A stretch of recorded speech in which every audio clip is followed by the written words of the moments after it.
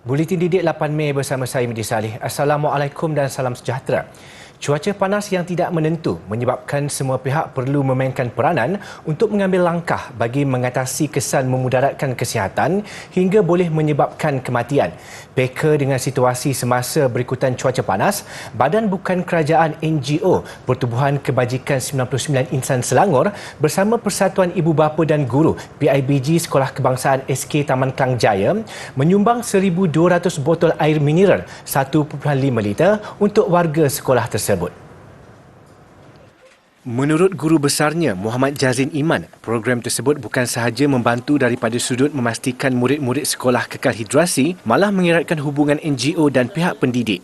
Terima kasih kepada NGO 99 Kesan yang datang ke Sekolah Kebangsaan Taman Klang Jaya membantu pihak sekolah untuk memberi kesedaran kepada anak-anak murid tentang perlunya banyak minum air, terutama dalam keadaan cuaca yang panas sekarang ni.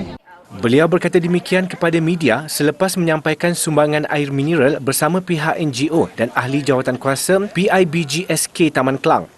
Sementara itu, Yang di-Pertua PIBG Azhar Razman berkata, program tersebut adalah tanda kasih sayang pihaknya bersama NGO 99 Kesan kepada murid-murid sekolah berkenaan. Program ini satu inisiatif yang sangat baik, tanda kasih sayang terutama dari Pertubuhan 99 Kebajikan Insan dan juga PIBG. So program ini perlu diteruskan dari masa ke semasa, terutama dalam cuaca yang sangat panas ketika ini.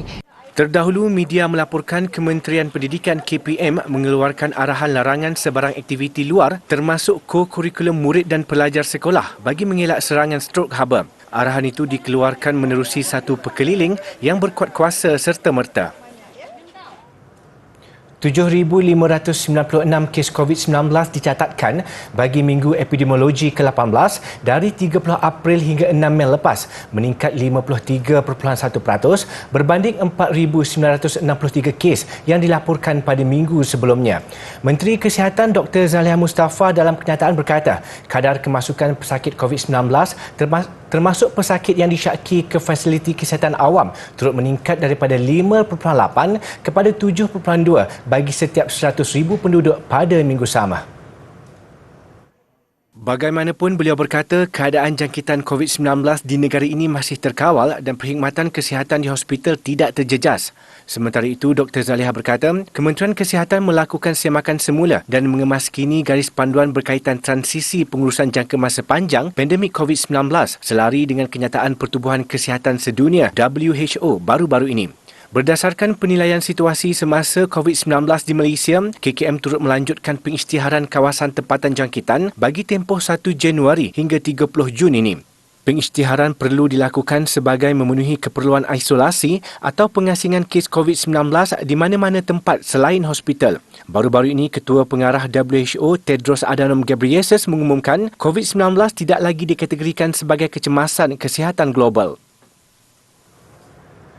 Kementerian Pendidikan Tinggi KPT berkesempatan membuat lawatan ke Pejabat Suruhanjaya Tinggi Malaysia di London, United Kingdom semalam.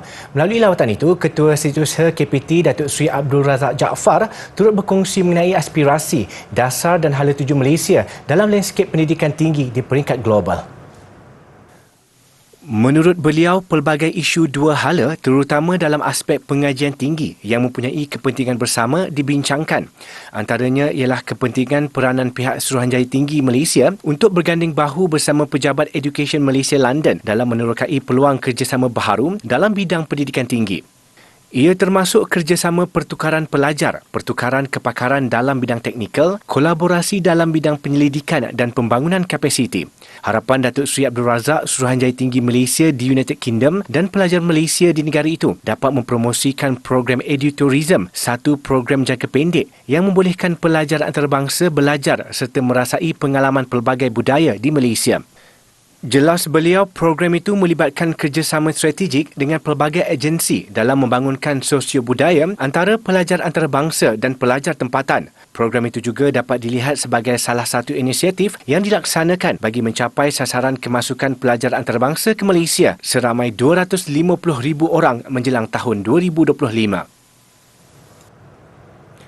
Pembelajaran berasaskan kerja antara langkah terbaik dalam penyediaan tenaga kerja berkemahiran, terutamanya untuk para graduan. Menyedari kepentingan itu, Kolej Antarabangsa Inovasi IIC menjalin kerjasama dengan Kementerian Tenaga Kerja Republik Indonesia Kemnaker dalam menyediakan latihan serta kepakaran kepada pelajar.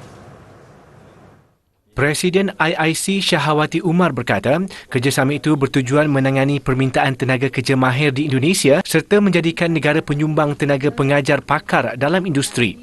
Melalui kerjasama itu juga, kedua-dua pihak turut bekerjasama dalam menyumbang kepakaran tenaga pengajar, pembangunan kurikulum dan metodologi baru.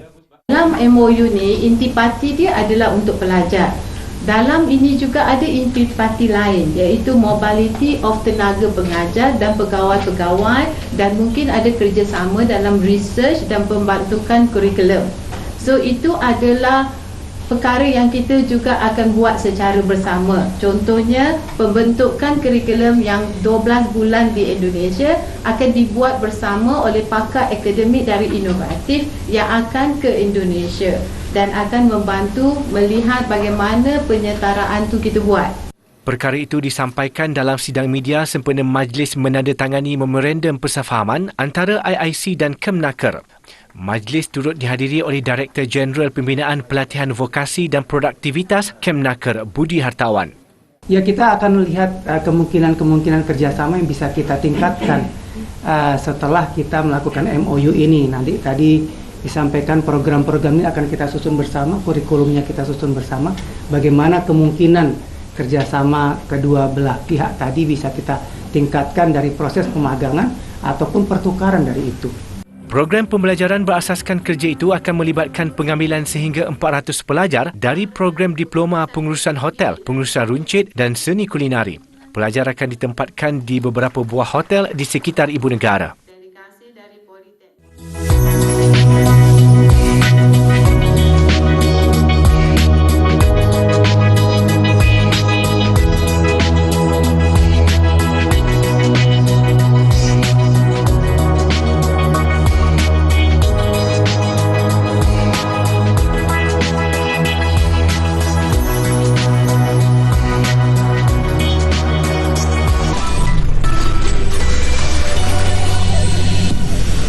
Bertemu kembali.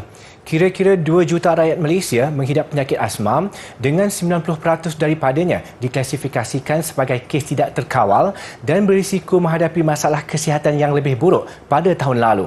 Selari dengan Hari Asma Sedunia, satu kempen kesedaran mengenai pengurusan asma diadakan di ibu negara baru-baru ini. Bertemakan Breathe Better, kempen ini bertujuan meningkatkan kesedaran dan mendidik orang ramai tentang kepentingan penggunaan ubat terkawal dalam mengurus dan merawat gejala asma untuk jangka masa panjang.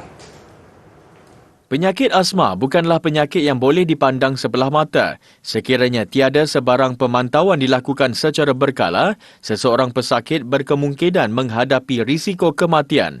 Statistik di Malaysia, jumlah kematian akibat komplikasi asma setiap tahun adalah sekitar 4 angka dengan kira-kira 1,700 kes dilaporkan pada tahun 2014. Meskipun jumlah ini dianggap kecil berbanding punca kematian yang lain, namun kes kematian disebabkan asma mampu dielak sekiranya diberi rawatan awal. If you look at asthma in Malaysia, 1.6 to 2 million people have asthma in Malaysia. And out of that, it's not only adults, but also children are affected. And when you have asthma, your daily activities gets affected, like running, playing, cold weather affects you, all of that affects you. 50% of this 1.6 to 2 million people who are affected by asthma have poorly controlled asthma. Penyanyi dan penyampai radio Dina Nazir turut berkongsi pengalamannya sebagai salah seorang pengidap penyakit asma sejak umurnya 2 tahun. Sebab saya ni seorang yang sangat aktif, sangat lari sini dan tak peduli langsung pasal kesihatan, nak buat selagi tak penat. Jadi kita tak sedar yang kita bukan macam orang lain, yang kita kena jaga diri kita, kita kena tahu trigger kita. Katanya lagi, hospital merupakan rumah keduanya dari usia 2 hingga 4 tahun akibat penyakit kronik itu. Apabila usianya menjangkau 30-an, penyakit asmanya mula menyerang kembali. Namun kini dengan pengurusan asma yang lebih teratur dan terkawal, dia mula bergerak lebih aktif dan kurang diserang asma. Kempen kesedaran ini turut menganjurkan pertandingan mewarna bagi golongan kanak-kanak sebagai salah satu inisiatif mengenali penyakit ini. Dengan pengetahuan yang betul, asma masih boleh dikawal dan diurus sekaligus menjalani kehidupan yang lebih sihat. Karnival Back to 80s bermula 4 hingga 7 Mei di Pasar Seni Kuala Lumpur disambut meriah dengan pelbagai barangan vintage dijual yang pastinya menggamit memori 80-an. Pada masa sama, karnival itu juga dilihat berjaya menarik minat golongan muda untuk menceburkan diri dalam perniagaan barangan nostalgia itu. Bukan itu sahaja, rata-rata pengunjung yang ditemui menzahirkan keterujaan terhadap penganjuran karnival itu. Malah ada yang berharap penganjuran sama dilaksanakan di pelbagai lokasi yang pastinya tidak terhad di Kuala Lumpur semata-mata.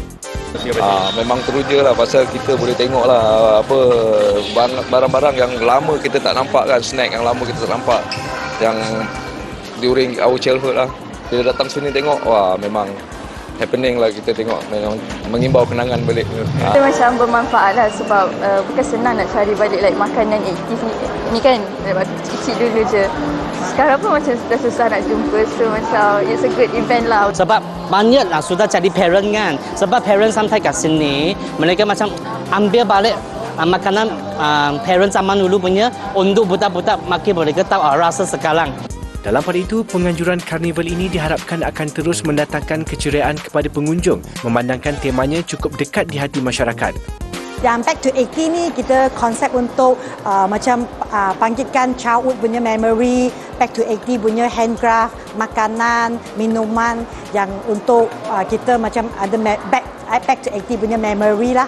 Yang kita dari shopper punya point of view, kita ada tanya buat interview kan, dia orang memang suka lah konsep ini. Sebab kita ada backdrop untuk ambil gambar makanan Back to 80 dengan handcraft. So it's a very special concept for them. Penganjuran karnival Back to 80s menghimpunkan lebih 50 vendor yang menjual pelbagai barangan seperti makanan dan minuman, kraft tangan dan koleksi pakaian vintage.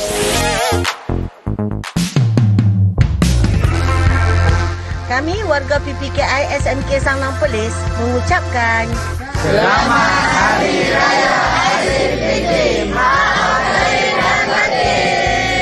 Berhias cantik berseri hari.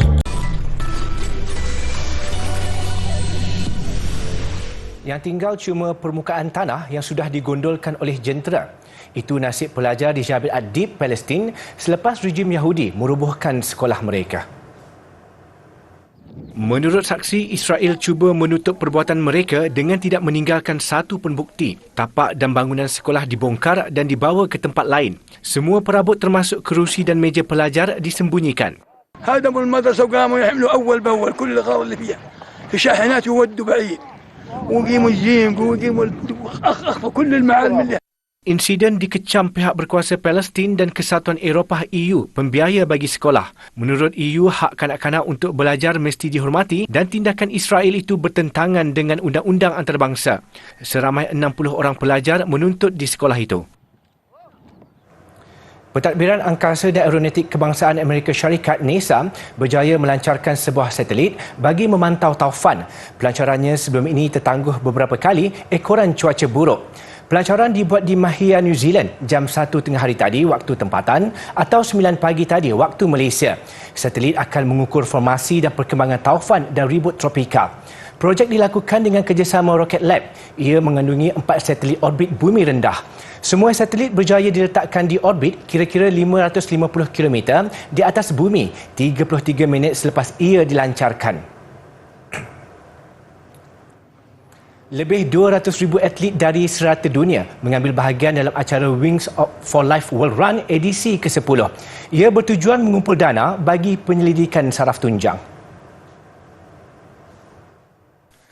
Menurut penganjur, jumlah sebenar atlet berdaftar yang mengambil bahagian ialah 206,728 orang atlet daripada 158 buah negara. Larian bermula jam 7 malam semalam waktu Malaysia dan diadakan serentak di semua negara yang mengambil bahagian. Tiada garisan penamat ditetapkan. Sebaliknya, sebuah kereta khas dilepaskan 30 minit selepas mereka bermula. Atlet yang berjaya mencatat larian paling jauh sebelum dihampiri kereta berkenaan dikira pemenang. Untuk kategori lelaki, Joe Fukuda dari Jepun dinobatkan pemenang apabila berjaya berlari sejauh 69.01 km sebelum dipintas kereta berkenaan. Ia juga adalah kali kedua beliau memenangi perlumbaan itu.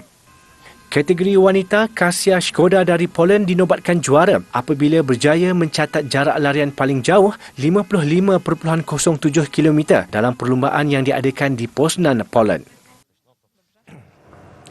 Konsert besar-besaran bagi meraihkan pertabalan Raja Charles III berlangsung meriah di Istana Windsor. Baginda bersama Permaisuri Camilla dan kerabat diraja menyertai kira-kira 20,000 orang awam dan selebriti terkenal pada konsert pertabalan itu. Konsert yang berlangsung lebih 2 jam itu berlangsung di laman timur Istana Windsor sekaligus menjadi majlis pertama seumpamanya berlangsung di Istana Terbabit. Putera William turut menzahirkan penghargaan kepada bapanya dan memuji sifat dedikasi bapanya terhadap tahta yang dimiliki termasuk gerak kerja kebajikan dan alam sekitar. Pa, we are all so proud of you. And I also want to express my pride and gratitude for the millions of people who serve in the forces, in classrooms, hospital wards and local communities. Hadir sama adalah Puteri Wales, Kate Middleton bersama 2 anak mereka, Putera George dan Puteri Charlotte. Lionel Richie antara selebriti terkenal yang membuat persembahan menyampaikan lagu All Night Long. Antara selebriti lain adalah kumpulan Take That, Katy Perry, Paloma Faith dan Andrea Bocelli. Pelakon Tom Cruise turut membuat penampilan istimewa. Private to private, Your Majesty, you can be my wingman anytime. Malam penuh gilang gemilang itu juga dihiasi dengan persembahan cahaya drone berwarna-warni.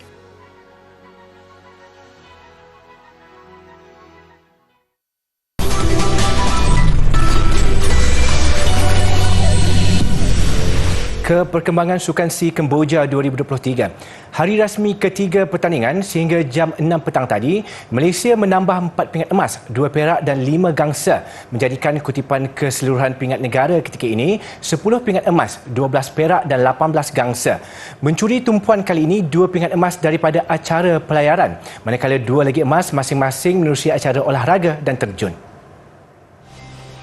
Jaguh tukul besi wanita negara Grace Wong membuka tirai kutipan pingat emas negara hari ini. Pingat emas ke-7 ini sememangnya istimewa. Grace mencatat rekod baharu Sukan SEA dengan catatan 61.87 meter, memecah rekodnya sendiri. Rekod lama Grace pada Sukan SEA Kuala Lumpur 2017 59.24 meter. Pingat gangsa turut menjadi milik atlet negara Nurul Hidayah Luqman dengan balingan sejauh 49.61 meter. Bagaimanapun, hasrat atlet tukul besi lelaki Jackie Wong melengkapkan penguasaan Malaysia tidak kesampaian. Dia gagal mempertahankan pingat emas apabila diatasi peserta Thailand, Kittipong Punmawan. Kittipong meraih pingat emas dengan catatan 64.49 meter, manakala Jackie pingat perak dengan 64.20 meter. Di Pusat Akuatik Nasional Morodok Techong, atlet muda Kimberly Wong menyumbang emas pertama negara dalam acara terjun. Penerjun kelahiran Sarawak itu mengumpul 276.30 meter selepas 5 terjunan keseluruhan. Kejayaan Kimberly diiringi seorang lagi wakil negara, Ong Ke Ying, yang meraih pingat gangsa dengan pungutan mata 248.70.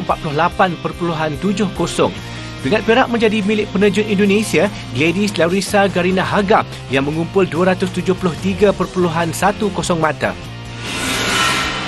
Selepas cemerlang menyumbang 4 pingat emas, skuad karate meraih 2 lagi pingat dalam acara komite berpasukan. Pingat perak dirangkul pasukan lelaki yang dibarisi Arsha Mendran, H. Surya Sankar, Arif Afifuddin Malik dan S. Prem Kumar. Malaysia tewas tipis 2-3 di tangan Vietnam pada aksi yang berlangsung cukup sengit di Pusat Convention Troy Changvar. Aksi wanita pula, Malaysia membawa pulang pingat gangsa. Skuad negara diperkuatkan P. Maduri, C. Shamala Rani, S. Sri Sharmini dan Nur Aswani Azli tampil dengan aksi cukup bertenaga. Namun tuah nyata memihak Filipina untuk menang set kelima. Filipina bagaimanapun tewas dalam penentuan akhir di tangan Vietnam pada penentuan pingat emas. Jam 8 malam nanti, misi cukup getir bakal dilalui skuad bola sepak bawah 22 tahun negara. Malaysia akan berdepan juara bertahan Vietnam dalam kumpulan B untuk penentuan ke separuh akhir. Skuad kendalian E. Elvarasan itu mesti menang atau tersingkir awal. Sementara itu, dalam saingan kumpulan A, Indonesia mengesahkan tempat ke separuh akhir selepas menang kali ketiga berturut-turut, kali ini menudukkan Timor Leste. Indonesia membuka jaringan seminit sebelum babak pertama berakhir menerusi Ramadan Sananta. Selepas rehat, Indonesia menggandakan asakan menyaksikan Fajar Fatur Rahman menjadikan kedudukan 2-0 pada minit ke-62. Fajar memastikan kemenangan 3-0 Indonesia apabila menjaringkan gol kedua peribadi pada minit ke-75. Dalam pada itu, nasib Kemboja ke separuh akhir bakal ditentukan oleh Indonesia apabila kedua-dua pasukan bertembung Rabu nanti. Ini ekoran kekalahan Kemboja menentang Myanmar pada satu lagi perlawanan kumpulan A.